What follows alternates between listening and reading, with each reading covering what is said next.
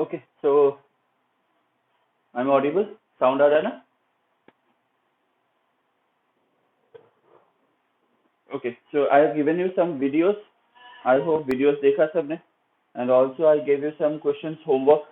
Okay, so जिसने submit कर दिया, okay. जिसने submit नहीं किया है, आज तक submit कर दो. Okay, submit the homework, complete the homework, and submit by today evening. Now, we have one more part left. I have already completed up to this one now. What to say? Resistivity and then carbon register. ये सब complete हो गया. So as per your syllabus, we have one more topic left, ठीक है? And that is Kirchhoff's law. So today we will discuss Kirchhoff's law. Okay? So everyone, next write down. चलो next लिखो. Kirchhoff's law.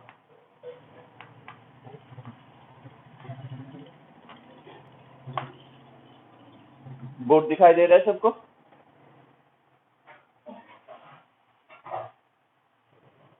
Okay. Now देखो, जैसे हम लोगों का Ohm's law था ना, V equal to I R, उसी तरह there was another physicist, okay, named Kirchhoff. Now Ohm's law क्या होता है? Ohm's law is applicable to simple circuit. Electrical circuit जो होता है वो बहुत ज्यादा कॉम्प्लिकेटेड होता है, ठीक है? क्लास 12 में तुम लोगों को अभी कुछ मिलेगा. अगर तुम लोगों में से कोई कोई इंजीनियरिंग लेगा, in engineering you will get, if you take electrical engineering then you will get more complicated electrical items और इलेक्ट्रिकल नेटवर्क. ओके, सो ये सब इलेक्ट्रिकल नेटवर्क को सॉल्व करके करंट निकालने के लिए काफी ज्यादा कॉम्प्लेक्स होता है, और ये सब Ohm's law से नहीं हो पाता. Okay, by only applying Ohm's law we cannot calculate the current or we cannot calculate the voltage in complicated circuit. So Ohm's law को थोड़ा बहुत modify करके Kirchhoff ने दो rule दिया. Okay, Kirchhoff gave two rules based on modified, you can say modified or you can say extended version of Ohm's law. Okay, and these two law we use for solving complicated electrical networks. Okay, we use for solving complicated electrical networks. So these are known as Kirchhoff's law. So Kirchhoff gave two rules or two laws. First is known as KCL, that is Kirchhoff's current law, and the second one is known as KVL, that is Kirchhoff's voltage law. Okay, so before understanding Kirchhoff's law, you have to understand two things. Number one, what do you mean by a junction? Okay, so write down junction मतलब क्या है? In any electrical network, sorry, what do you mean by a junction? So a junction is any point. Junction क्या होता है? Junction is any point where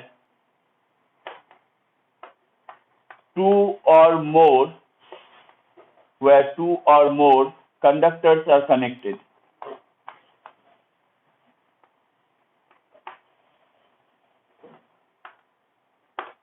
Okay, junction क्या होता है? A junction is any point where two or more conductors are connected. Now मैंने क्यों junction लिखाया? क्योंकि जो पहला law है, it is also known as junction rule. ठीक है? And जो दूसरा law है, it is known as loop rule. Okay, so the second one is known as loop rule. Loop, or it is also known as mesh rule. MESH. Okay, same word होता है loop और mesh के लिए. तो loop या फिर mash क्या होता है? Any closed conducting path.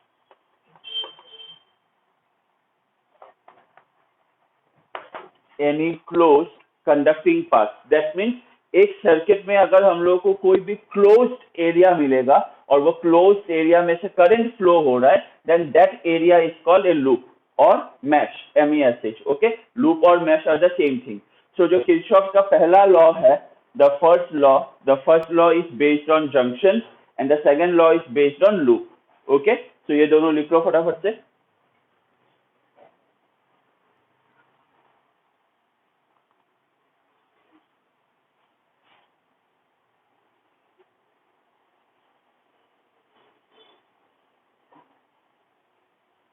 Okay, done. मैं रफ कर रहा हूँ.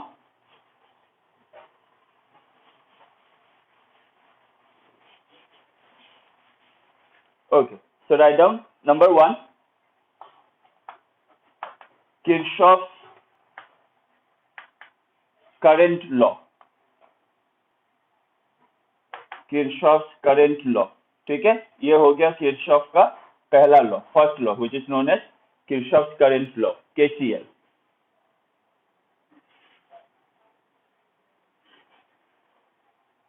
Okay, so write down, this law states that this law states that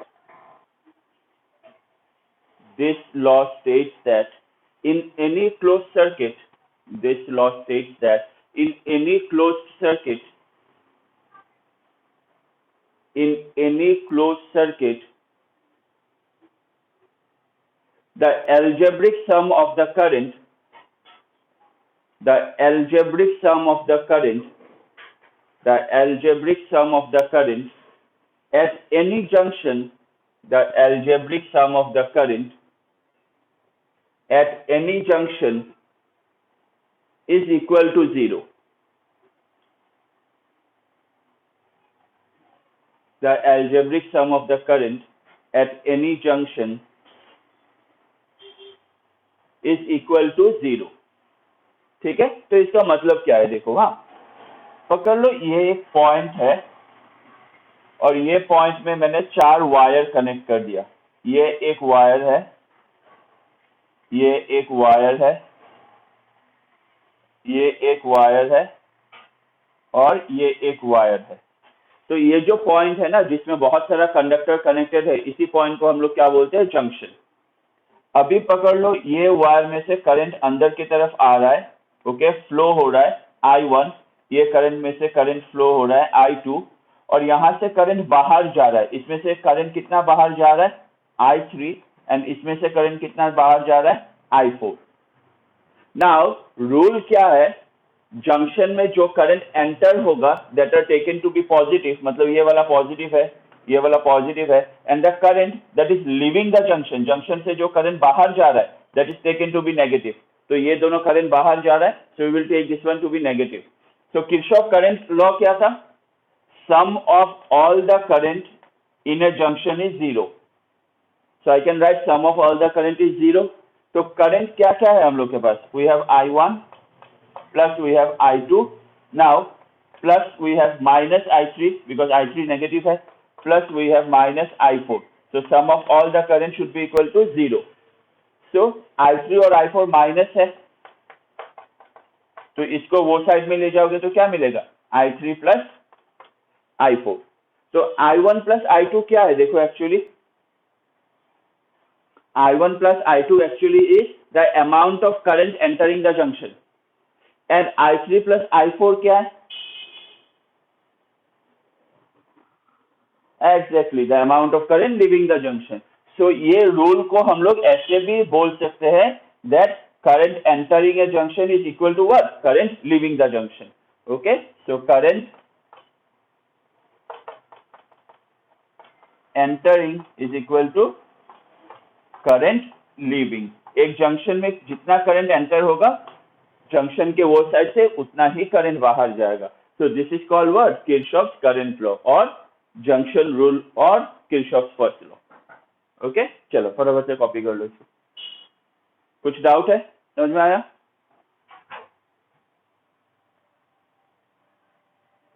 समझ में आया कि नहीं, इज इट क्लियर? चलो फटाफट कॉपी कर लो।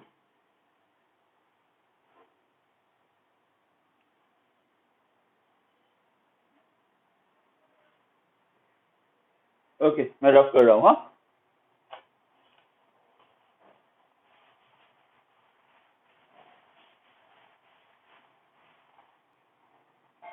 सो write down the second one, ये हो गया किरचॉफ फर्स्ट लॉ। तो सेकंड क्या होता है, Kirchhoff second law, that is Kirchhoff, write down, Kirchhoff voltage rule और किरचॉफ वोल्टेज लॉ। ठीक है, तो पहला क्या था, करंट लॉ, दूसरा क्या है, voltage law. Current law is based on junction rule, voltage law is based on loop rule. Okay, so write down, ये क्या बोलता है, write down, this law states that, this law states that, this law states that the sum of change in potential, the sum of change in potential, the sum of change in potential in any closed loop, the sum of change in potential in any closed loop,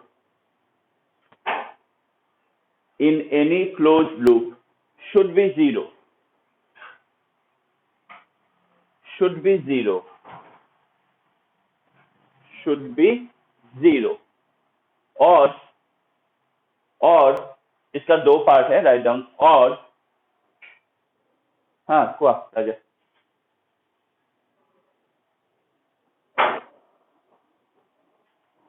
the sum of change in potential in a closed loop should be zero, in a closed loop should be zero, in a closed loop should be zero। लगी सा?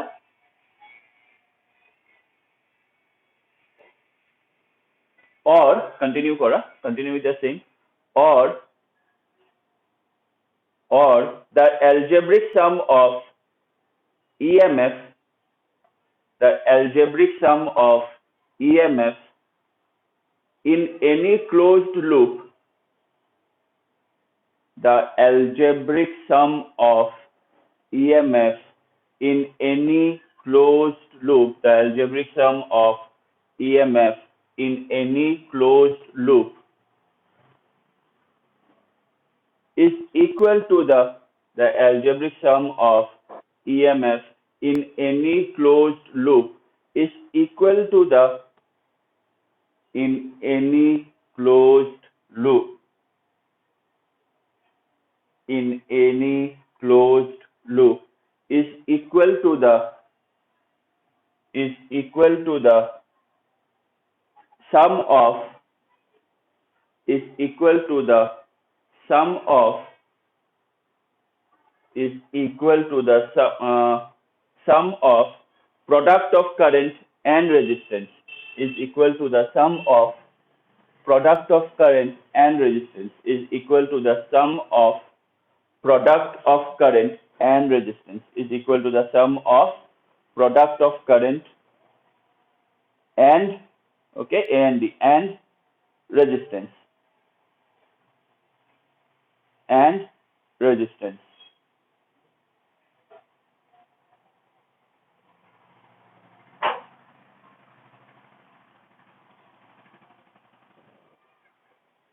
Okay so second law को हम लोग कैसे लिख सकते हैं? पहला पार्ट क्या था? Sum of the change in potential, that mean delta V is equal to zero, sum of the change in potential, that is delta V, is equal to zero, or the algebraic sum of the EMF is equal to the sum of product of current and resistance। Okay हम लोग को मालूम है V equal to I R, Ohm's law, उसी को हम लोगों ने EMF के टर्म पे लिखा, E equal to I R. Okay so ये दोनों क्या है? किरचॉफ का second law, that is Kirchhoff voltage rule. Sum of EMF equal to summation of product of current and resistance. तो ये हो गया किरचॉफ का voltage law.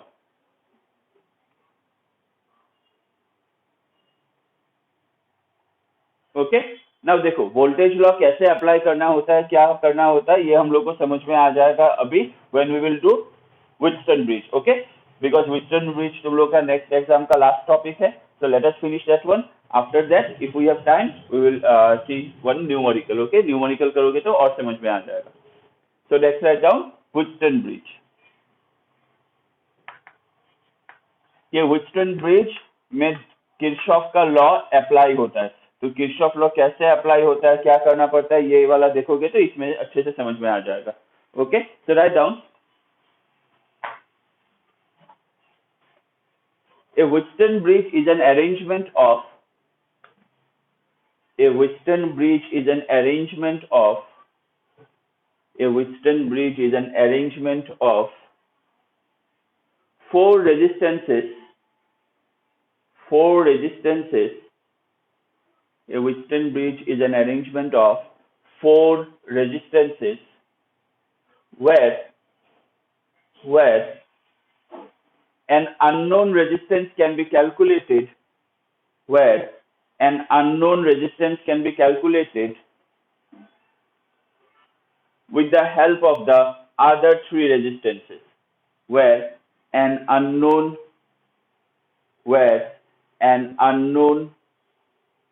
resistance can be calculated, with the help of the other three resistances, where an unknown resistance can be calculated with the help of the other three resistances. Okay तो देखो, हाँ, व्हिटस्टोन bridge कैसा होता है, तो हम लोगों ने क्या लिखा, हम लोगों ने लिखा जो व्हिटस्टोन ब्रिज में क्या होता है, 4 रेजिस्टेंस होता है। तो ये हो गया पहला रेजिस्टेंस P, ये हो गया दूसरा रेजिस्टेंस, ये हो गया तीसरा, and this is the final one, that is the 4th resistance. Okay, so we have 4 resistances connected in this way.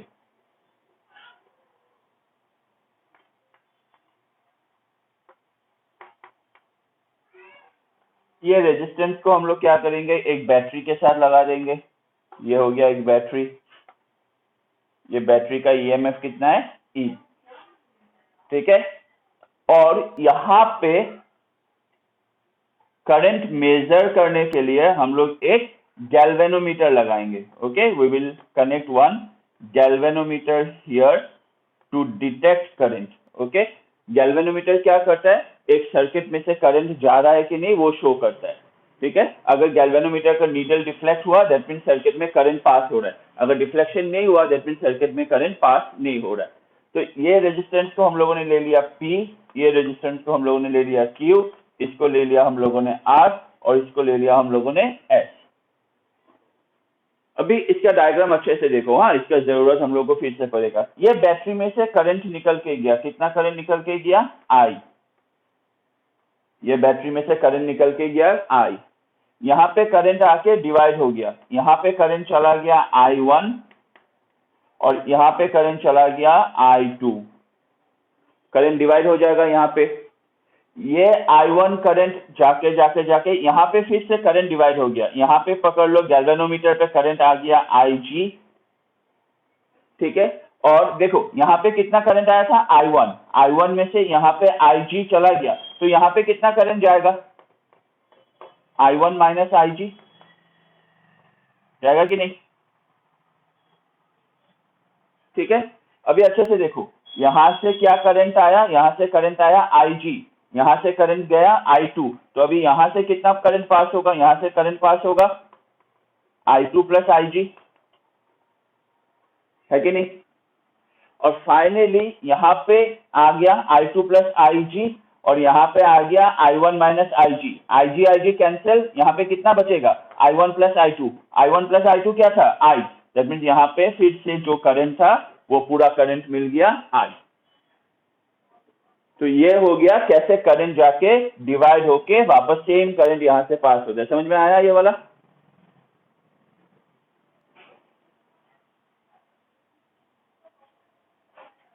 समझ में आया।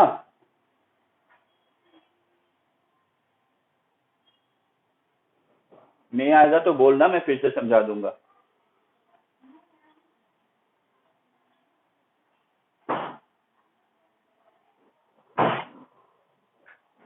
कोणतो पार्ट को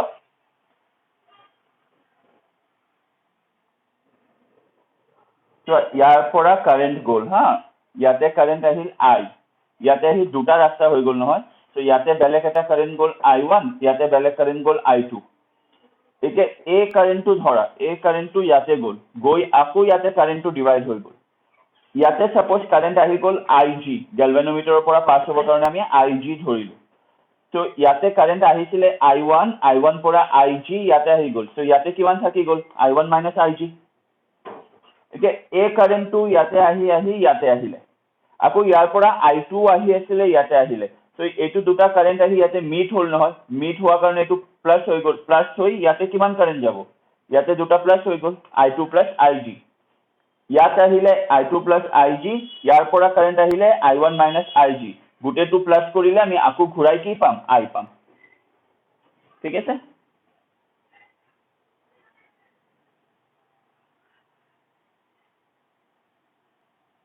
okay so write down likha here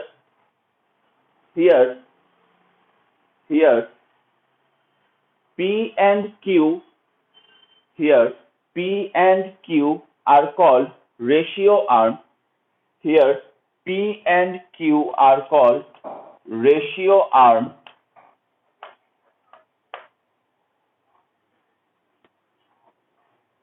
R is known as the standard arm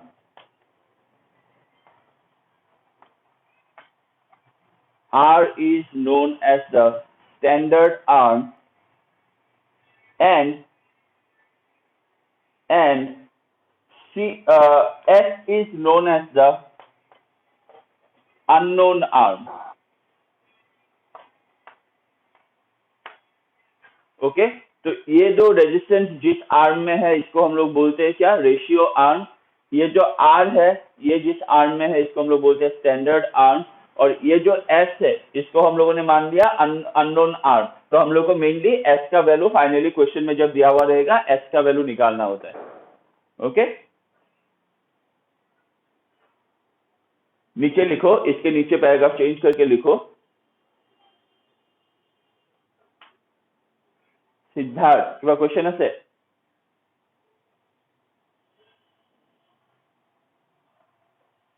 Siddharth নাই ওকে হাত দেখা আছে যে হাই দি আছে না হাই ফাইভ দি আছে সিদ্ধার্থ কাকতি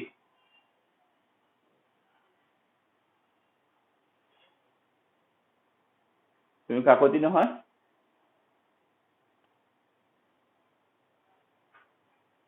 হা কাকতি হয় নহয় বেলেগ কোনবা তেতিয়াহ'লে হ'ব বাদ দিয়া ওকে पैराग्राफ चेंज कोई लिखा write down the bridge is said to be in balance condition sir भूलोते वैसे okay the bridge is said to be in balance condition the bridge is said to be in balance condition when no current flows through the galvanometer when no current flows through the galvanometer when no current flows through the galvanometer when no current flows through the galvanometer and so P by Q equals to R by S and so P by Q equals to R by S and so P by Q equals to R by S. So देखो ये the bridge is said to be in balanced condition.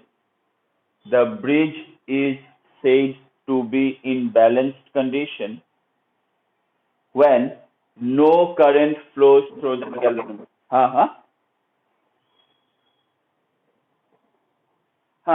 The bridge is said to be in balanced condition when no current flows through the galvanometer and so P by Q equal to R by S. ठीक है sir? So this is a Wheatstone bridge.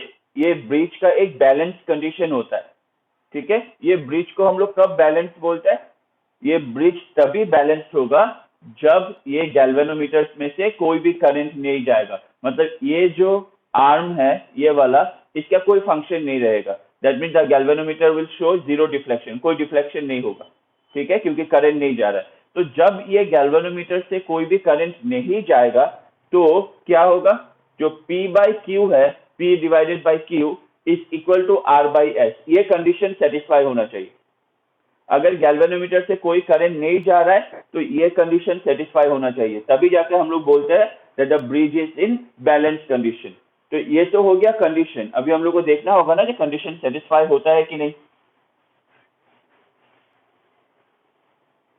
Okay, so let us now derive, हम लोग अभी derivation करते हैं, derivation of balance form.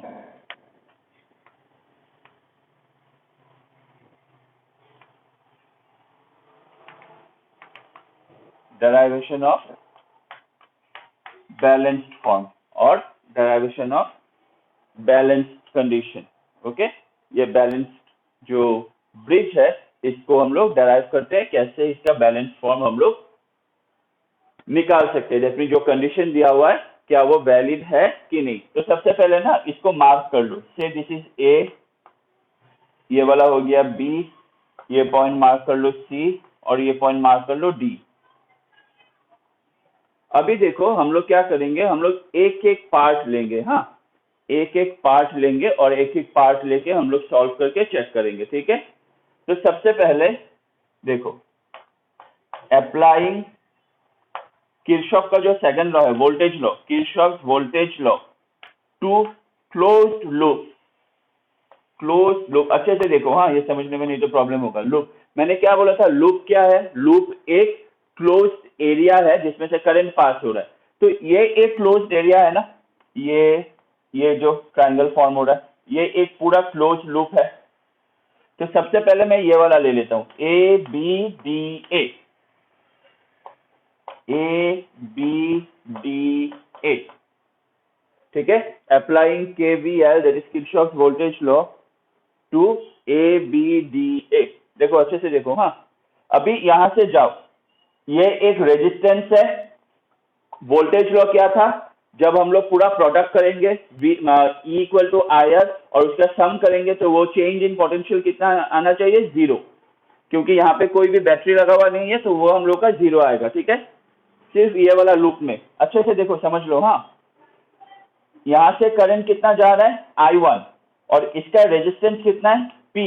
तो सबसे पहले आ गया I into R, that means I1P, current into resistance, plus अभी इस पे जाओ, ठीक है, इसका रेजिस्टेंस कितना है G और इसमें से करंट कितना जा रहा है IG। So again current into resistance, that means IG into G, plus अभी पूरा क्लोज लूप, हाँ पूरा घूम के आना होगा। फिर यहां से जाओ ऐसे, इसमें करंट कितना आ रहा है I2 और इसका रेजिस्टेंस कितना है R। लेकिन देखो हम लोग ऐसे जा रहे हैं, करंट ऐसे आ रहा है, हम लोग ऐसे जाएंगे ना क्लॉकवाइज और करंट इधर उल्टा डायरेक्शन एंटी क्लॉकवाइज आ रहा है, तो ये माइनस में आएगा, माइनस I2R इक्वल टू कितना होना चाहिए, 0, ठीक है। तो ये हो गया हम लोग का इक्वेशन नंबर 1। अभी फिर से केवीएल अप्लाई करो, applying KVL to closed loop. कौन सा लूप, अभी ये वाला ले लो, BCDA,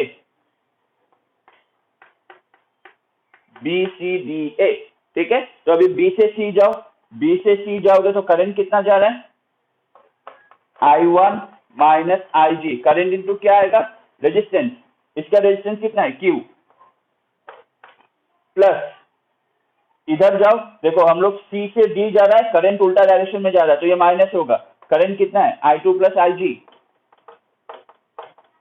साथ में रेजिस्टेंस कितना है S, ये माइनस में आएगा, है कि नहीं, ये यहाँ पे डायरेक्ट माइनस लिख दो, माइनस। फिर ये वाला भी करंट, ये वाला हम लोग D से B जाएंगे, करंट ऐसे आ रहा है, कितना करंट आ रहा है IGG, करंट हो गया IG, रेजिस्टेंस हो गया G, ये भी माइनस होगा, equal to 0। So equation number 2। अभी कंडीशन क्या था, बैलेंस फॉर्म निकालने के लिए कंडीशन क्या था, गैल्वेनोमीटर में करंट कितना होना चाहिए, 0, okay. If IG equal to 0, IG मतलब जब गैल्वेनोमीटर में से कोई भी करंट नहीं जाएगा, गैल्वेनोमीटर में कितना करंट जा रहा था IG ना, अभी अगर गैल्वेनोमीटर में से कोई भी करंट नहीं जाएगा तो IG क्या हो जाएगा, 0 हो जाएगा। तो अच्छे से देखो, हाँ IG 0 हो गया तो इक्वेशन नंबर 1 में ये वाला पार्ट 0 हो जाएगा, होगा कि नहीं। तो यहाँ पे कितना बचा I1P और ये माइनस को इधर ले जाओ तो यहाँ पे कितना बचेगा, यहाँ पे बचेगा I2R बचेगा, इक्वेशन नंबर 2 देखो, IG 0 हो गया तो ये 0 हो जाएगा, तो बचेगा क्या, I1 इंटू क्यू, यहाँ पे बचा I1Q। ये IG 0 हो गया, ये पूरा 0 हो जाएगा, ये IG 0 हो गया तो यहाँ पे बचेगा माइनस I2S, माइनस को उधर ले जाओ तो ये हो जाएगा प्लस I2S। ठीक है, अभी ये दोनों इक्वेशन को डिवाइड कर दो, ये इक्वेशन नंबर 3, ये इक्वेशन नंबर 4, अभी 3 और 4 को डिवाइड कर दो। अगर इक्वेशन 3 और 4 को डिवाइड करोगे, I1 कैंसिल तो बचा कितना, P by Q, I2 cancel तो बचा कितना, R बाई एस। तो यही था ना बैलेंस कंडीशन, तो यह आ गया बैलेंस कंडीशन। आया, समझ में आया? So what is the balance condition? P by Q equal to R by S when current in the galvanometer is 0.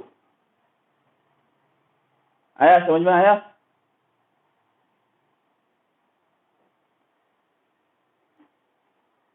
देख लो एक बार, देख लो, कुछ डाउट है तो पूछो। इसका स्क्रीनशॉट ले लो या फिर वो कर लो, क्या बोलते हैं इसको, फटाफट से कर लो। ओके, टाइम खत्म होने वाला है, ज्यादा टाइम नहीं है। और देख लो, कुछ डाउट है तो एक बार पूछ लो। तुम लोगों का इसी टॉपिक तक आने वाला है नेक्स्ट एग्जाम में, तो इसी टॉपिक तक खत्म करके रखो।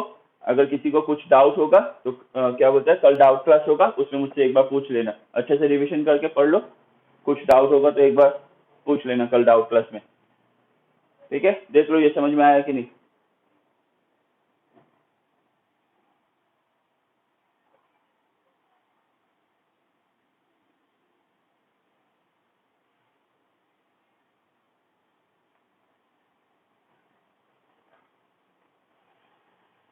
Done, completed.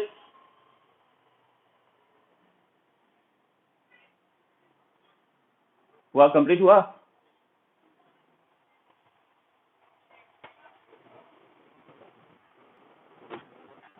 ओके, नीचे फटाफट लिखो एप्लीकेशन ऑफ व्हिटस्टोन ब्रिज। इसके नीचे लिखो application of Wheatstone bridge, application of Wheatstone bridge. Write down number 1, it is used for precise measurement, it is used for precise measurement of low resistance, it is used for precise measurement of low resistance. Number 2, it along with operational amplifier, it along with operational amplifier, it along with operational amplifier is used to measure physical parameters, is used to measure physical parameters like temperature, light, etc. Like temperature, light, etc. Physical parameters like temperature, light, etc. Okay, तो एक बार इसको अच्छे से note down कर लिया तो एक बार अच्छे से रिवीजन करना। कुछ डाउट होगा तो मुझको एक बार पूछ लेना या फिर कल रिवीजन क्लास में पूछ लेना। ठीक है, चल बाय बाय,